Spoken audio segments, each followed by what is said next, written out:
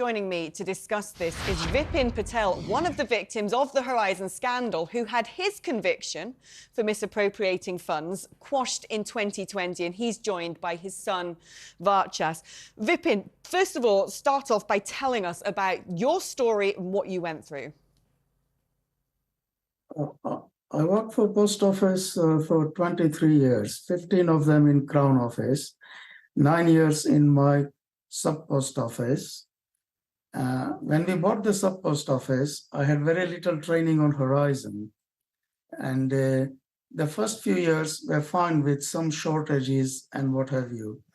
And midway in about 2005, I reported a Horizon discrepancy, which I was made to pay up, but never done anything about it. And then my problem started in about 2008. And lots of issues like transaction corrections, computer crashes, power outages, stock and cash discrepancies. And I reported all of these at the time. I reported a lot of it to transaction processing in Chesterfield as well, and nothing was done. And then Horizon Online was to come, and the shortfall had built up to about 40,000 plus.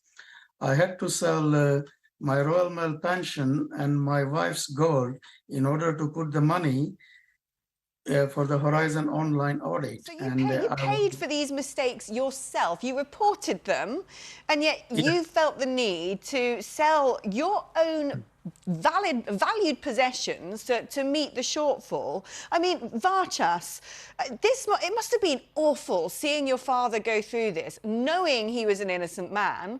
How do you react to what you've heard today? I mean, is 600,000 in compensation enough for people, many of whom have ended up in prison over this?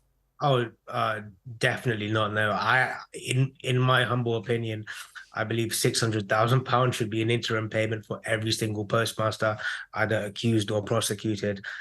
For instance, my dad's physical health is ruined. He walks with crutches. When they prosecuted father, they charged him with fraud. Thus, he had financial restraints shackled to him. He couldn't progress any further, and unfortunately, when my father was suspended and prosecuted, I'm sorry to say this, Dad, but you were a bit like a zombie, and quite frankly, it was really, really hard to watch my dad go through all of that, especially with the locals. Some of the locals very much made it very difficult for my father.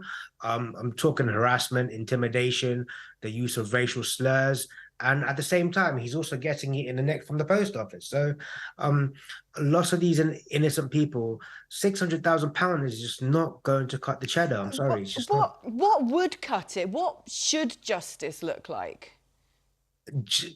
Dad, your answer? Putting me and everyone else back in the position which we were before we were prosecuted or convicted.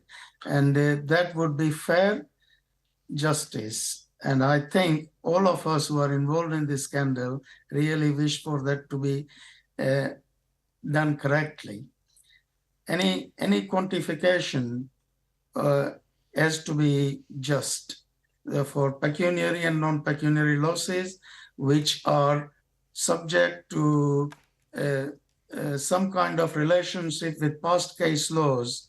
So we are not made to accept lesser offers as per Lord Dyson's ruling, because I think that's very, very minimal and not really proper.